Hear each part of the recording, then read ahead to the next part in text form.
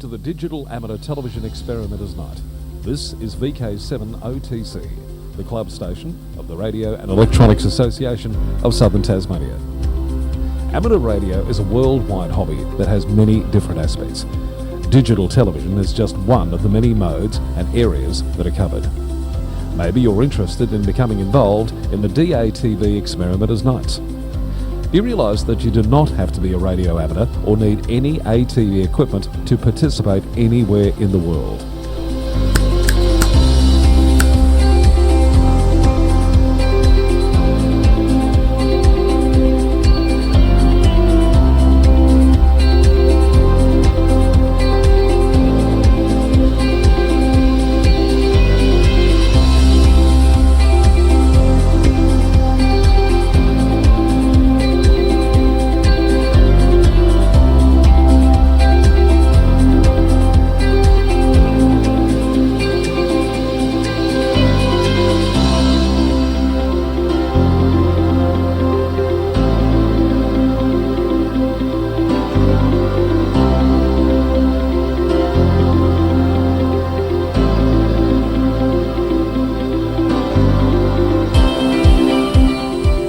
Also participate in the night by coming up to the Queen's Domain club rooms. Yes, right on top of the Queen's Domain in the heritage-listed Coast Wireless Station.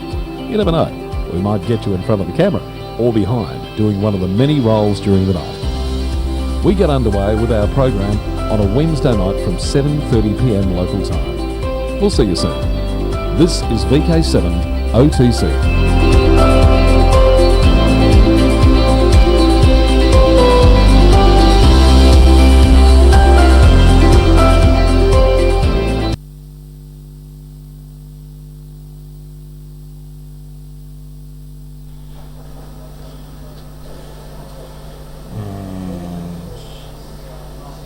Alright, this is VK7OTC, the club station of the Radio and Electronics Association of Southern Tasmania with our Digital Amateur Television Experimenters Night.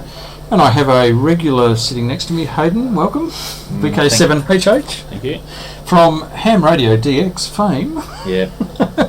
And in fact, we've got a couple of those videos coming up at the after all of this. But the reason I have Hayden in the studio is you're undertaking some things on Friday. Yes. So I've decided to take Friday off from work, and we've managed to convince a few others to take time off from work, namely some New Zealand stations. Excellent. There's a hint as to what's going on. There's a few very dedicated individuals that are driving 4 hours from Auckland to the very north tip of New Zealand. Okay. And the reason is because Hepburn, and hang on, I'll just do this and this and this. Hey, that was good, wasn't it?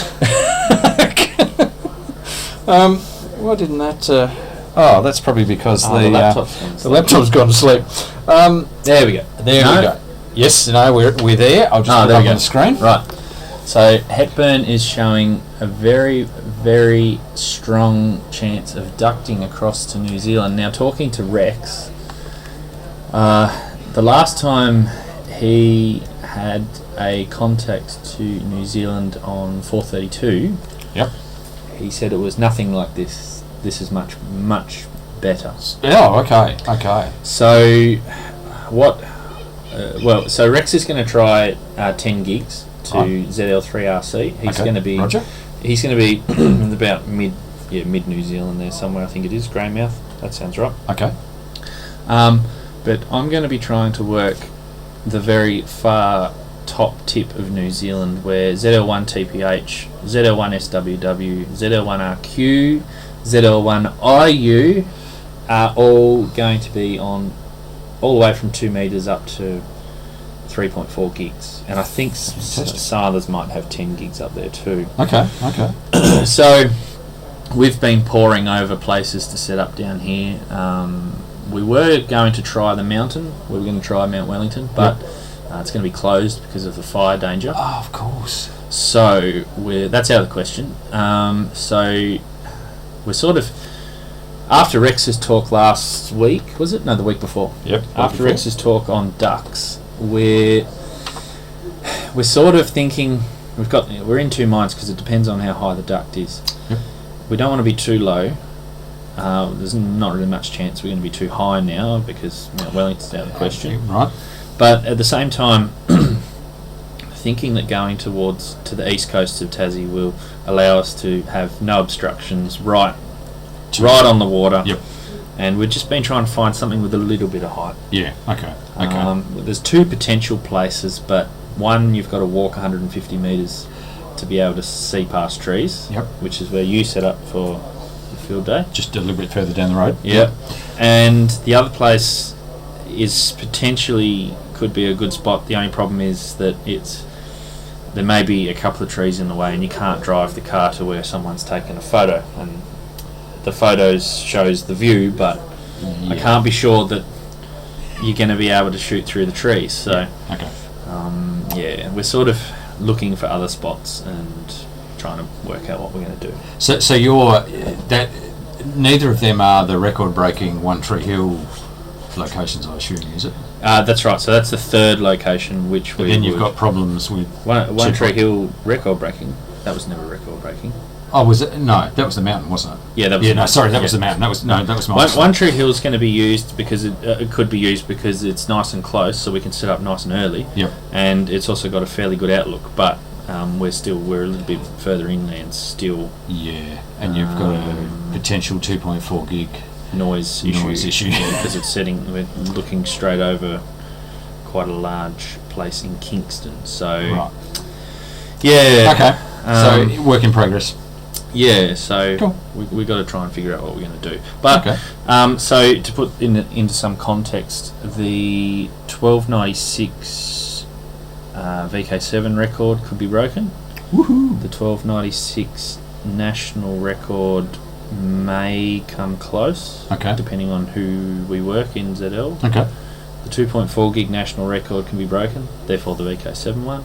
3.4 gig national record that was only set in November last year could be broken. Wow. So there's Friday could be the day. Yep. The 70 centimetre and the 2 metre mobile records could be broken if we're really smart, but I don't know whether that'll happen. Okay. So. Well, good luck. But it's going to be 38 degrees. That's the other thing to consider too. It's going to be damn hot. Under shade or whatever you can find. But they're and from the Hepburn chart point of view. Well, it's also going to extend to VK3 as well. So hopefully some VK3 set up in that across the bight. Yeah, because they could be successful too. Well and truly.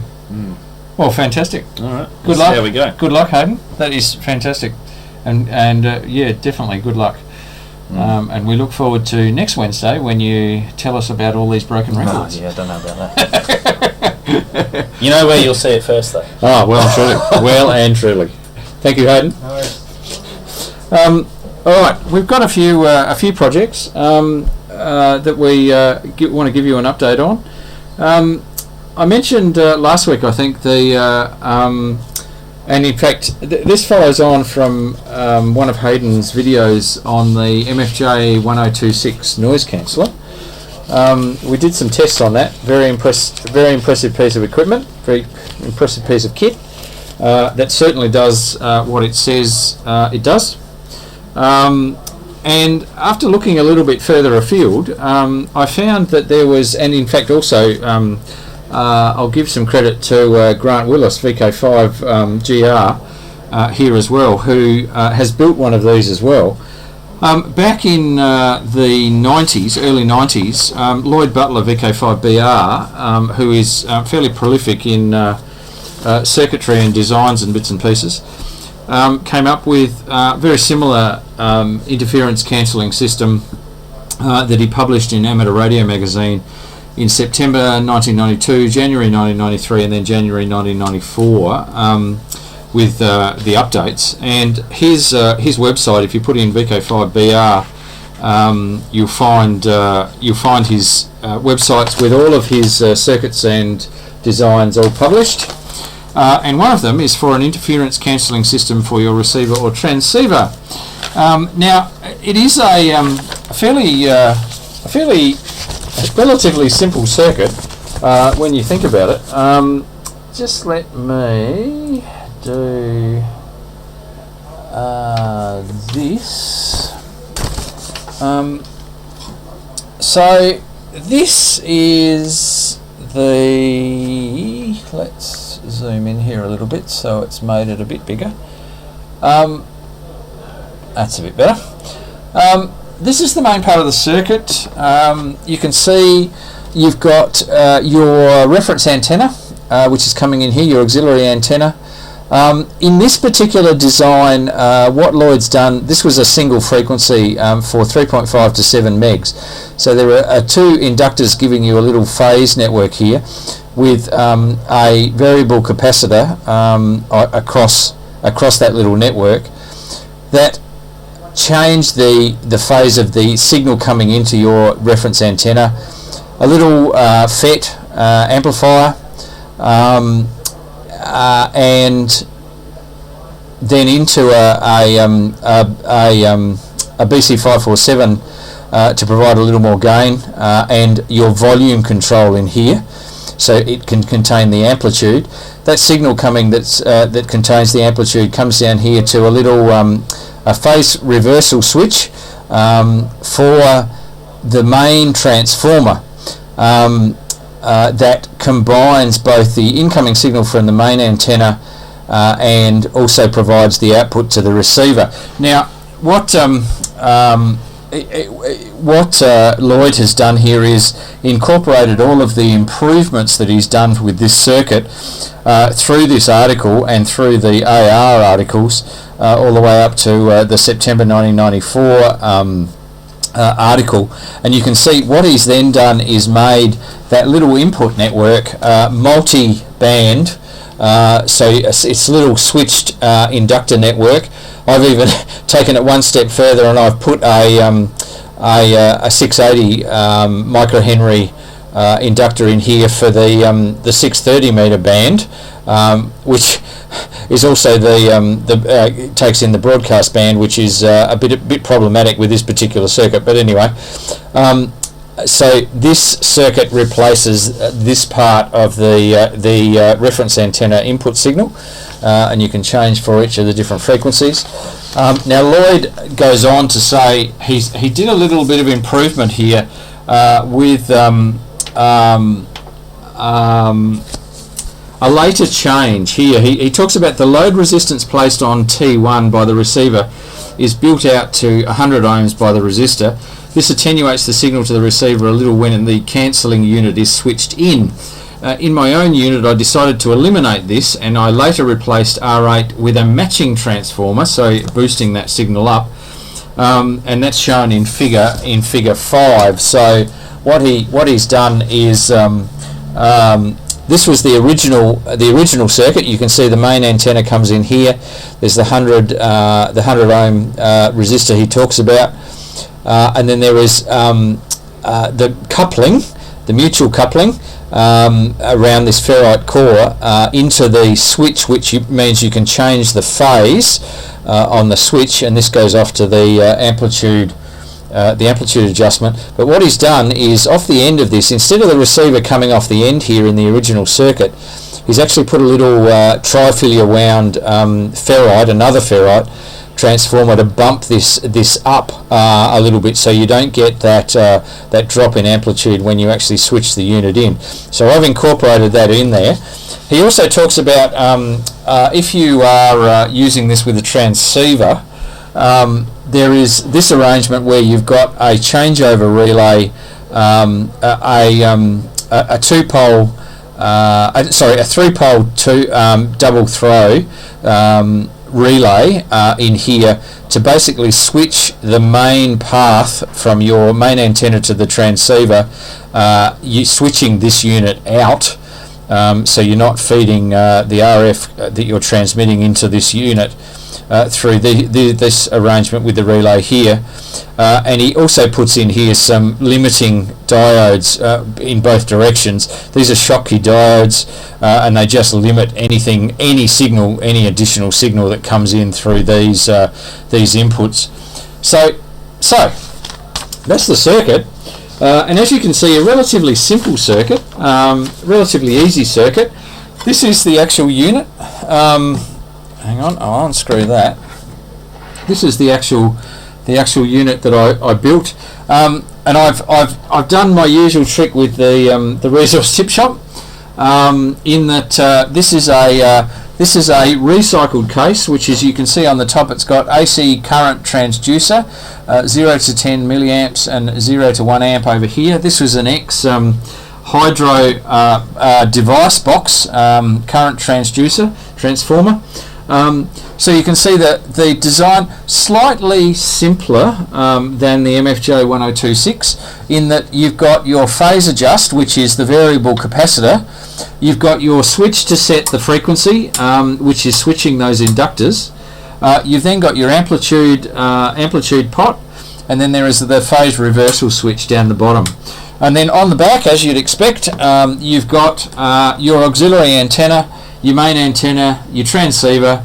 It's run by 12 volts, and you've also got a push to talk in on that little RCA as well.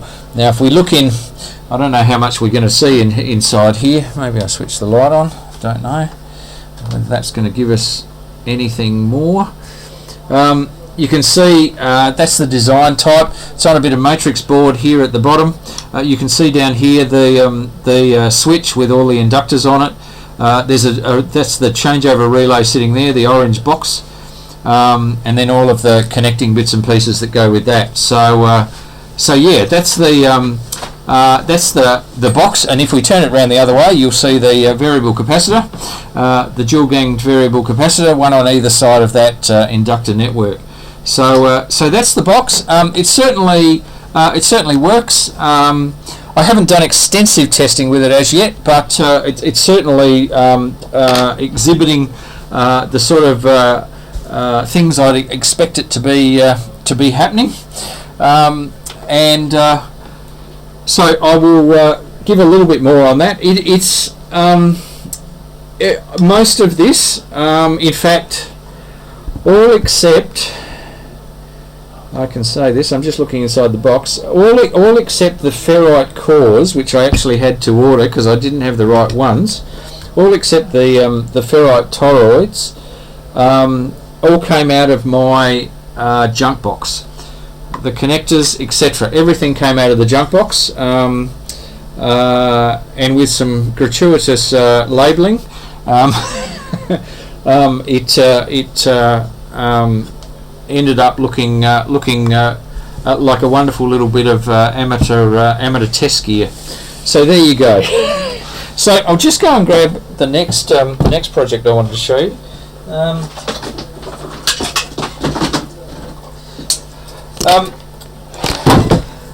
Myself, like a lot of other people, have went along to the wonderful workshop by Rex of building 1296 megahertz Yagis, and I built one, and I got a wonderful little SG Labs transverter. Absolutely love that transverter, really good, and decided that I needed a little bit more power. Now I suddenly remembered that way back 4 or 5 years ago at Gibbs Tech, Alan XPD, 3XPD, was selling Lucent. These are Lucent, as in the network Lucent company. Lovely little 55 watt bricks for $12.96. And these bricks he had scrounged out of these Lucent bits of gear, and done a little bit of retuning. There's a little in true Alan style. This is the little circuit that you need to fit to the output socket, penciled on the side. The voltage supply is 24 volts at 6 amps maximum. There we go. 1296 linear, 55 watts, modified by 3XPD. Input absolute maximum drive of 10 watts. So at 1 watt you get 6 watts out, 2 watts you get 12 watts out, 5 watts you get 30 watts out, 8 watts you get 45, and at 10 watts you get 55 watts out of it. My next thing is, okay, this is a 24 volt device. I had to make a decision as to whether do I go with a 240 volt, and I've got a wonderful little switch mode power supply down there. Actually, Murray, can you hand me that? Because this is a wonderful bit of recycling. This is a out of that piece of equipment that was salvaged from the St John's Hospital skip. Charger? The battery charger. This is a 24 volt, 10.5 amp switch mode power supply. A very nice one.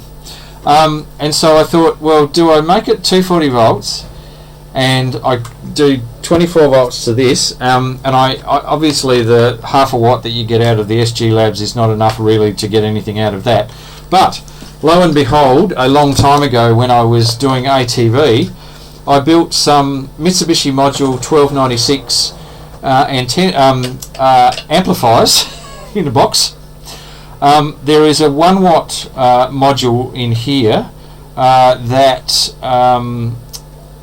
now if I can read this right, you get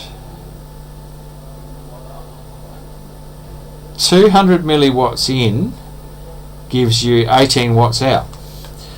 So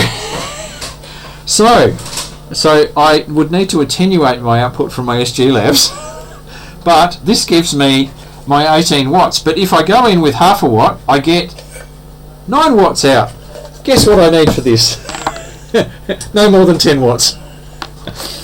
So if I put these two things together, Murray's got a very confused look on his face. I do. A question from the audience. A question from the audience. I have one of these devices. Okay, yes. I have one of these. Yes. And the information that I understood was that it needed a maximum of 100 milliwatts in for about 30 watts out.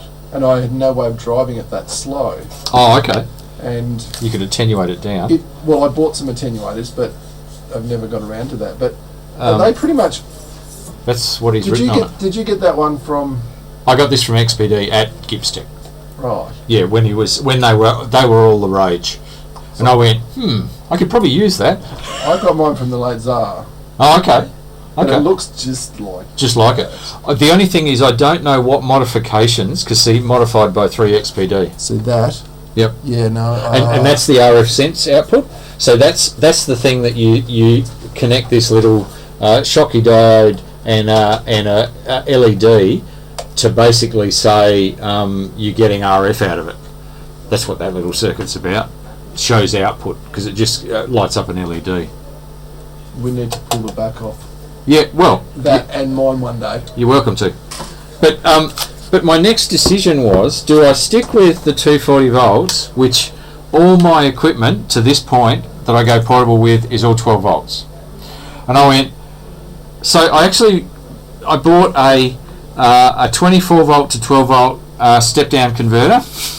And I thought, no, I'm going to go that way. I'm going to go 240 volts. Then I started thinking about it again. Should probably not do that.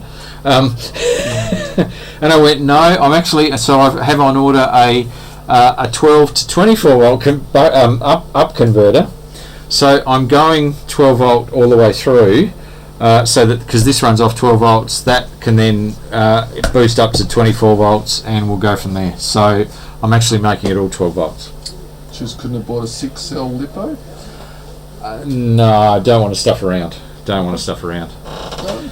Just want to put an Anderson connector on it and then plug it into the car. That's fine.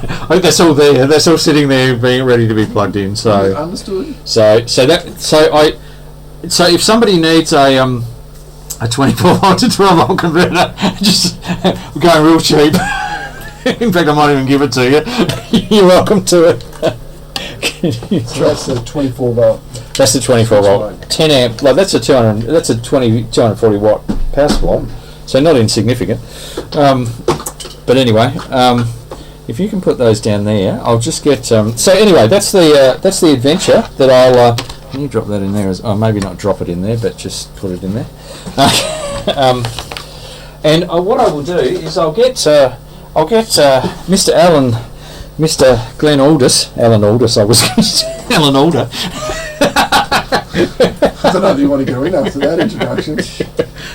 I'll get Glen in because Glen has some very interesting equipment that he brought in tonight to calibrate. So, oh, that's all right. What did you say we got out at 1 watt? It's on the side. It's to keep turning. There,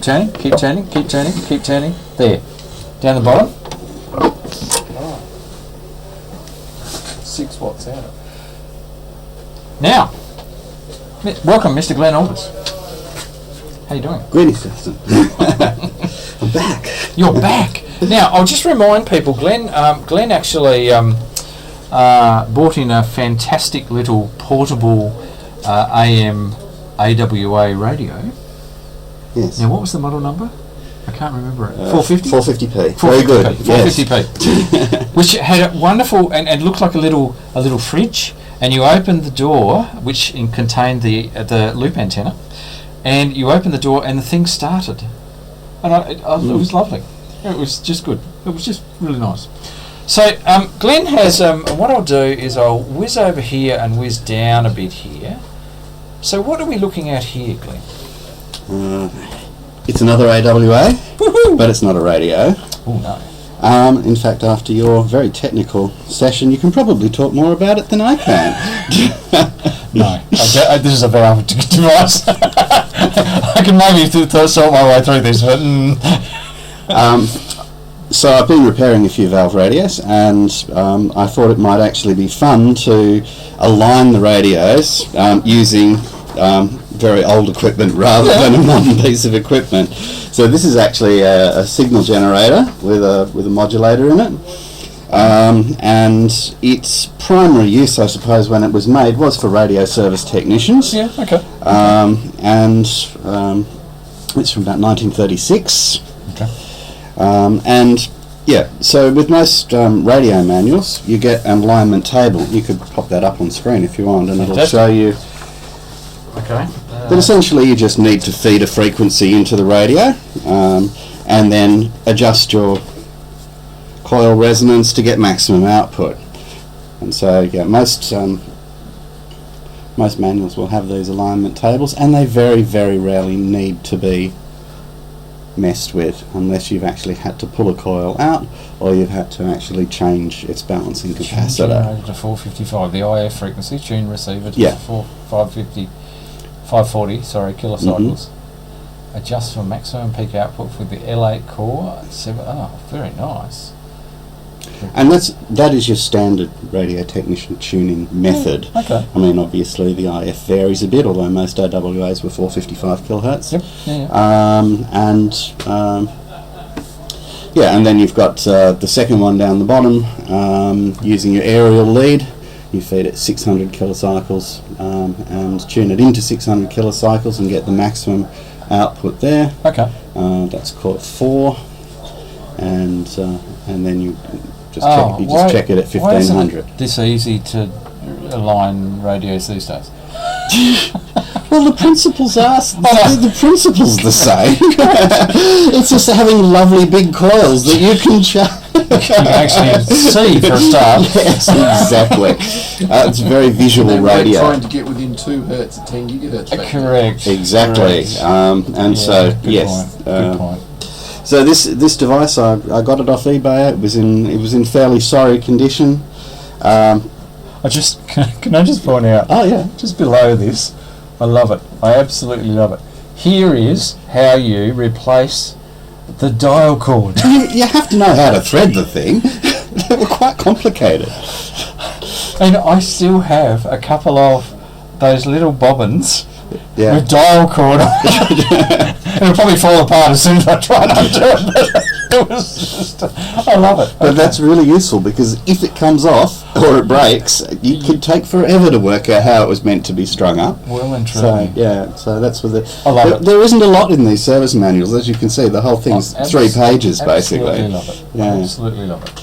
But I fell in love with this device on eBay just because of its its fabulous steampunk look. As you can see, it's got a lovely bit of Let's zoom in here. of convex glass there, Wrong way. and it's divided into six scales, which you simply select from this selector here: A, B, C, D, E, and F. A, B, and C very helpfully there in kilocycles, but true to the sort of terminology of the day, they switched over to wavelength for the higher frequencies, and so the other half of the dial is in meters. Great. Okay. Now, this was a very expensive piece of equipment when it was new back in the 1930s, and it would have been sold with a high tension battery and a low tension battery inside as well. Yeah, I noticed on the side you've got the battery output. You can actually put an external battery in as well. Well, it doesn't actually say you can do that because you'd be feeding the it was actually for testing the battery. Oh, it was actually okay.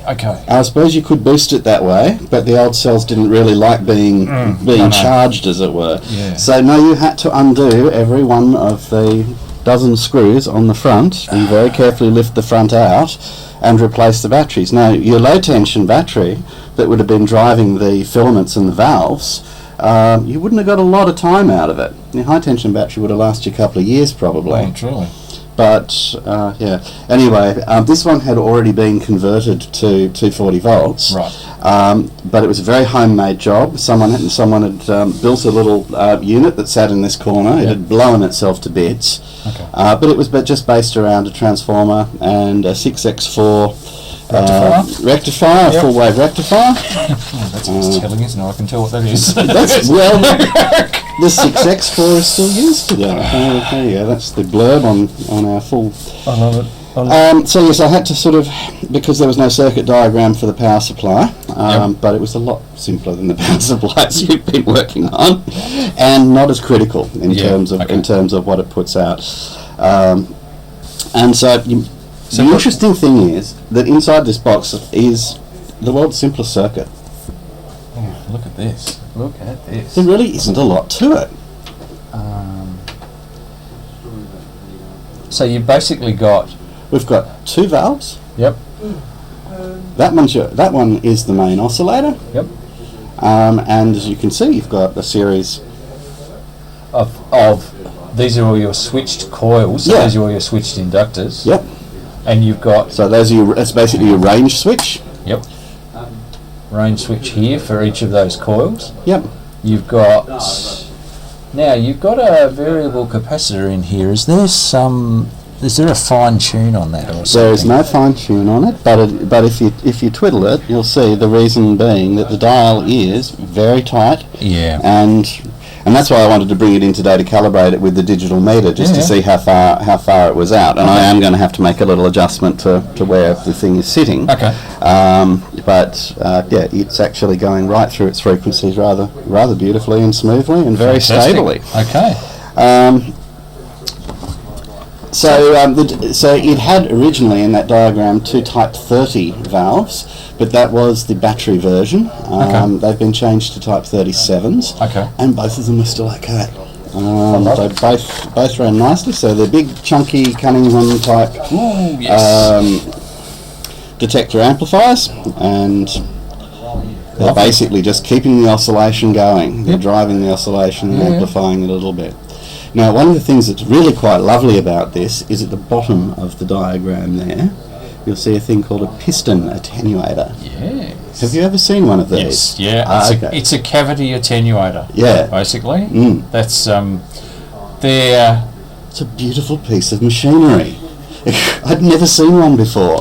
And yes, it's simply, this is its control, and it's so smooth and so precise. Of course, it varies significantly in the amount of attenuation you get depending on what frequency that you're running. But it is really quite a lovely piece of equipment. I would have had it opened, but as you can see, it's 12 screws. It takes a bit of work to get open. To get it open. Yeah. Okay. And so that's basically, on the right hand side, we've got an audio frequency oscillator, which is not adjustable. Oh, okay. Sorry. All right. I'll get there eventually. There we go. Nice fading, yes. So the right-hand side of the circuit merely takes our RF Yep. and modulates it for us at an audible frequency of 400. Oh, okay. Okay. So that's just tuned to 400. preset. Yeah. Okay. I haven't checked to see how accurate that is at the moment, but it's just an audio signal. audible. And so essentially by switching it from just straight on to modulation on, Yep. we can get an audible signal through the carrier. I love it. And it's just so simple. It's If just. only radios were still so simple. Oh, tell me about it. Tell me about it. And it's and this beautiful dial. This I assume that's bakelite. Yeah. This beautiful dial, and in fact, that's in incredibly good condition. The glass. Fabulous. That's I was very lucky with that. The case was very beaten up. I've sanded it back, and I haven't done the front, but as you can see, the back of the case has been done, and all the new 240 volt electricals up to standard. So she's now going to go and do some real work on some old radios for me. real radios. Yeah, and the first one I'll do is that 450p, and see how See if you can't actually get some more out of it. That's probably can. Yeah. Because I changed a lot of components in that. It was very badly worn when it came in, so Okay. it probably will need a little bit of alignment. Fantastic. And I'll do it with some very old piece of equipment, just to be Well, perverse. do it with the equipment. It was probably tuned with in the first place. Well, that's right. I mean, these days you can buy yourself a good signal generator for a couple of $100, and But you don't have the fun you had getting this back on. it doesn't look as cool. No, they're all digital. and it doesn't glow inside. No, that's true. I was very tempted to mount a couple of 6.3 volt globes in there. It was never meant to have them, and I haven't done it. But Well, actually, I didn't like the idea of it lighting up. That is semi-translucent, I think. That dial. So you could put some globes behind that and make it look very specky. Very specky. Fantastic. Thank you, Glenn. Thank you, Justin. That is a fantastic project. I love it. I absolutely love it. Oh. Cool. Thank you very much. Well, that was Glenn with the 1930 signal generator, and he's doing a bit of calibration on it. It's fantastic. Just. Now, a bit of an announcement and something to look out for. We will be having a ATV night next week, which is normally a presentation night on the first Wednesday night.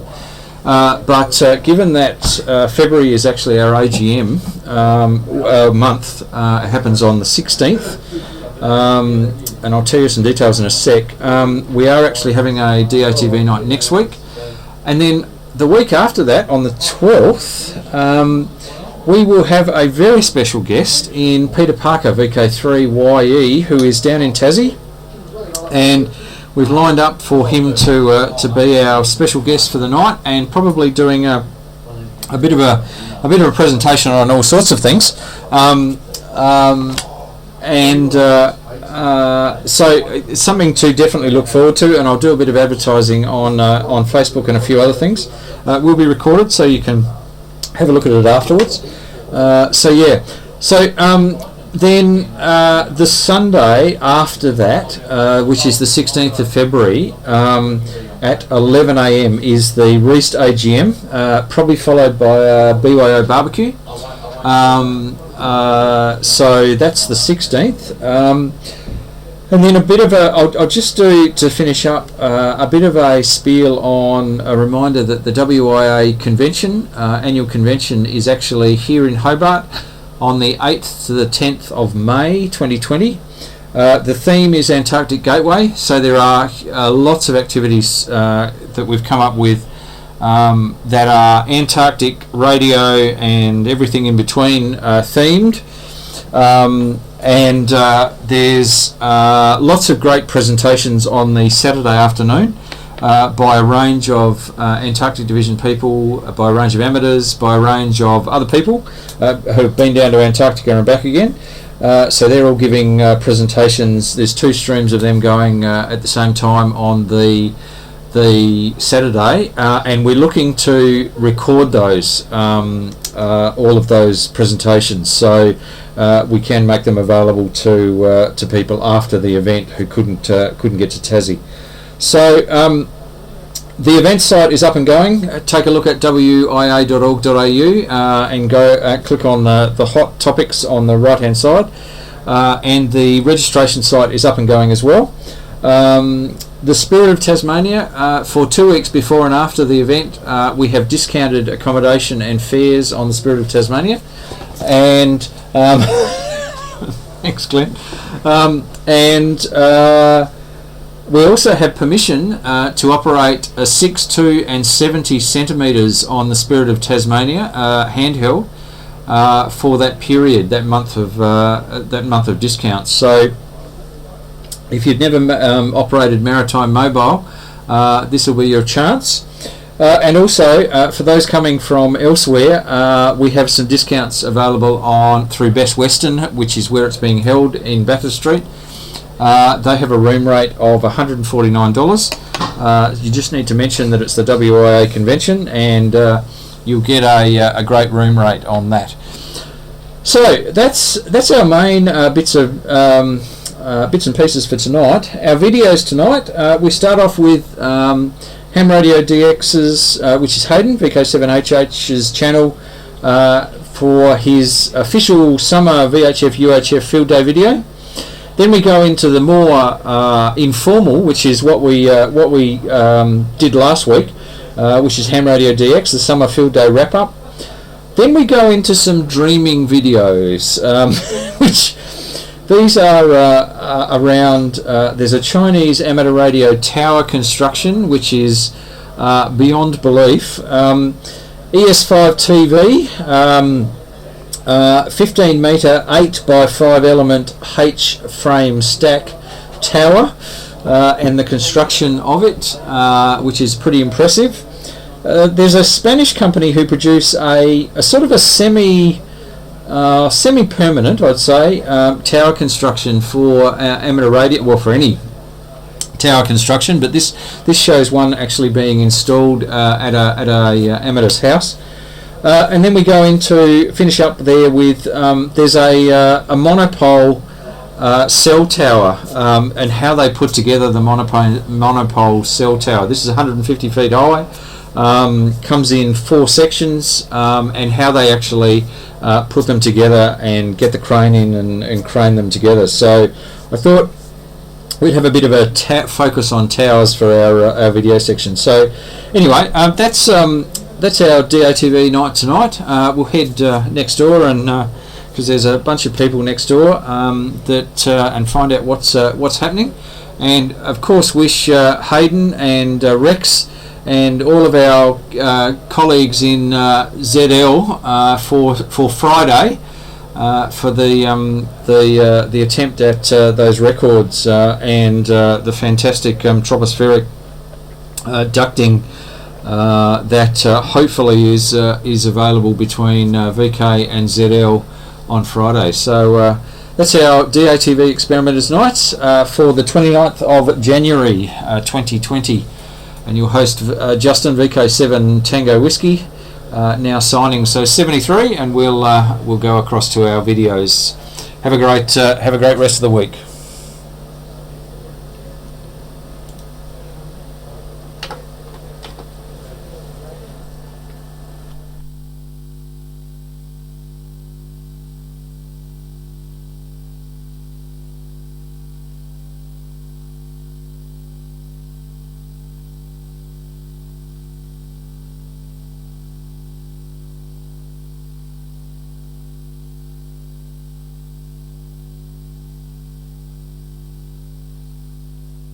G'day guys, just here at the VHF UHF Summer